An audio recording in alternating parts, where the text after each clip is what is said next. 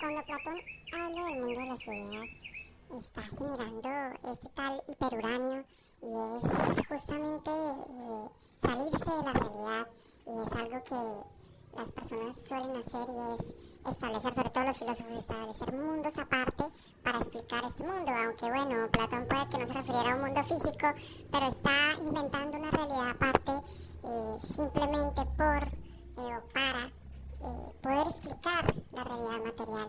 Y después te preguntas, pero ¿por qué no la realidad material? ¿Por qué no empezar allí y terminar allí?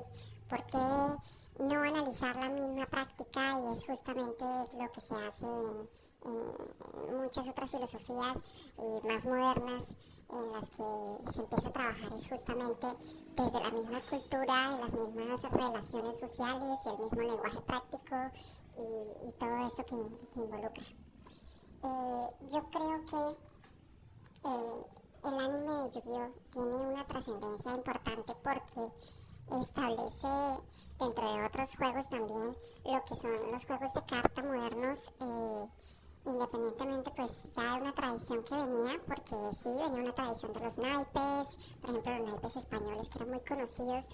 Estas nuevas cartas combinan un arte más pop, un arte más de pronto con ambientaciones mitológicas también, pero es una nueva reformulación cultural de lo que englobaban las cartas, por ejemplo, del tarot o del naipe, que incluso hay leyendas que dicen que pueden contar historias, aunque las cartas del tarot, por ejemplo, son usadas para hacer lecturas adivinatorias.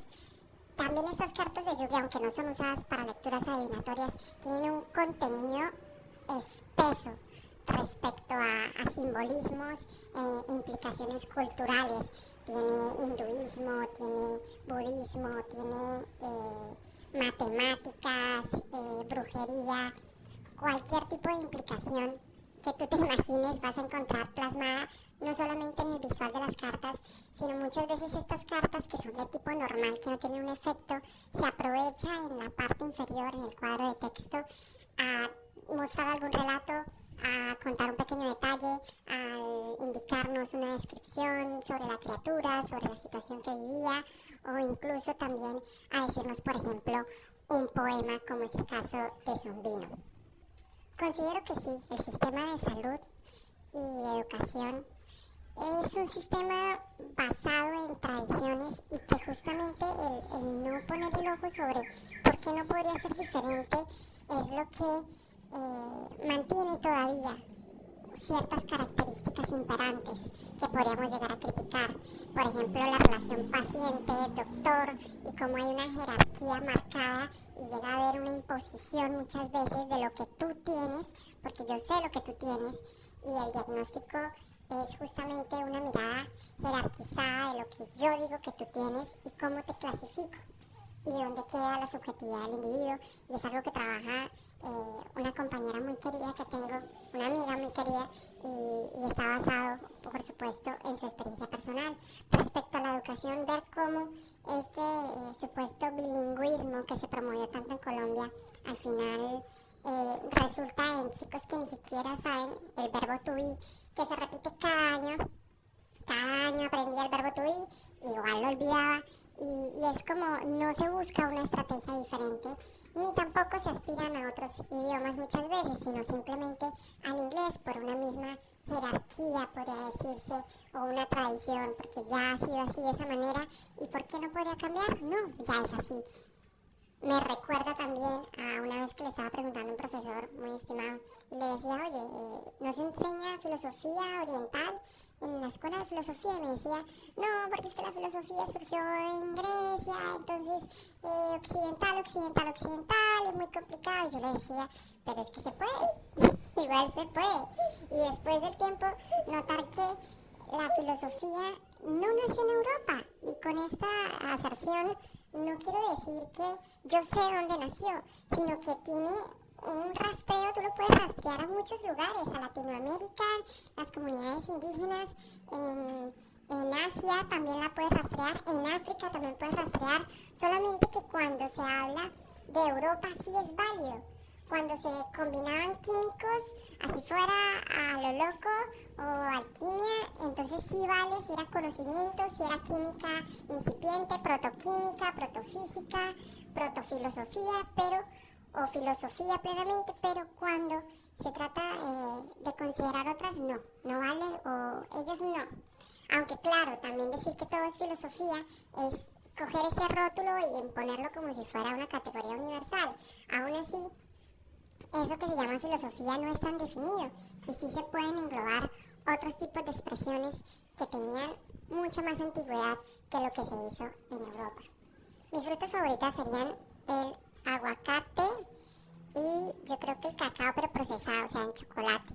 Aunque la verdad, pues es inevitable cuando dice chocolate pensar en la explotación infantil y todo tipo de explotaciones que surgen en África y que, bueno, que se mantienen en África, por ejemplo, respecto a este cultivo y demás, el procesamiento del cacao, que en últimas es una materia prima muy codiciada y que termina abaratando costos muchas veces por medio del sufrimiento y obviamente denigrar y disminuir la calidad de vida de las personas o por lo menos mantenerlos en un estado paupérrimo o con lo necesario simplemente para sobrevivir.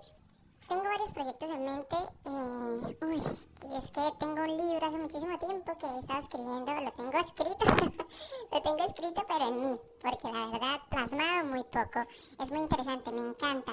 Y creo que cada año veo cosas y digo, eso se parece a lo de mi historia, a lo que aparece en mi caja, pero digo, no pasa nada, creo que ya perdí ese miedo que tenía.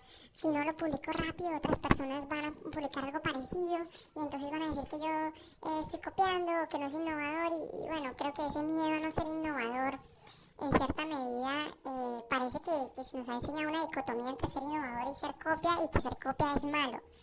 Y aún así ser innovador no significa que no estés copiando. Puede que hayas tomado algo y lo hayas modificado, mejorado, adaptado y demás, y se le considera simplemente innovador porque causa una sorpresa en el espectador, por ejemplo. Lo que pasa con el arte en Santander es complicado. Bueno, sobre todo en Bucaramanga, no vamos a hablar todo Santander, en Bucaramanga, porque el arte en Santander ya sería muy amplio. Pero en Bucaramanga, específicamente, ¿qué es el arte? El arte son unos lugares, ciertos lugares de la ciudad donde hay galerías privadas. El arte es ciertos museos que están abiertos al público, como por ejemplo el MAM o la Casa del Libro Total, que ofrece ciertas exposiciones y sí, tiene acceso a las personas del común. El arte también es estos cuadros de caballos o de última cena, réplicas de la última cena que hay por la calle y que son súper populares en Bucaramanga, y creo que eso es parte de la tradición bumanguesa, haberse quedado con lo figurativo y con lo aspiracional, porque recuerdo mucho cuando era niño íbamos a un lugar donde vendían comidas rápidas, esa típica sopa no sé, de partes de pollo y demás, y pastas y carnes. Había un cuadro, había unos cuadros, y entre esos cuadros estaba el típico semental caballo, estaba la típica casa hermosa, con un estilo de pronto americano, europeo, no sé, no lo sabría decir bien, pero es aspiracional. También se encuentran los trípticos o las esculturas o pinturas con una cierta aire o total aire africano, que es como pasar de pronto de elemento ritual o elemento cultural africano, despojarlo de eso y volverlo un mero objeto decorativo, y las implicaciones que eso tiene dentro de la cultura bumanguesa. Por supuesto también está el arte de los santos, estatuillas y demás objetos religiosos. Y también se ve, no mucho, porque pues eso es como algo más pupi, podría decirse, más fresón, no sé cómo se dirá.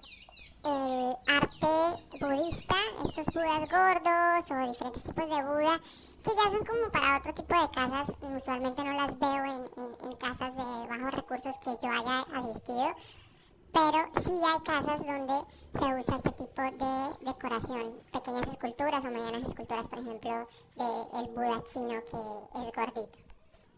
Y entonces te preguntas, ¿cuál guerra es justificada? Y pienso en este capítulo de la biblioteca, en medio de la arena, en Avatar, el último maestro del aire, y les dice este espíritu, búho, lechuza, les dice, bueno, los humanos siempre quieren buscar una ventaja sobre los demás, o sea, buscan la debilidad de los otros para destruirlos, para dominarlos y demás. Y le dice, el equipo Avatar le dice, no, nosotros no queremos hacer eso.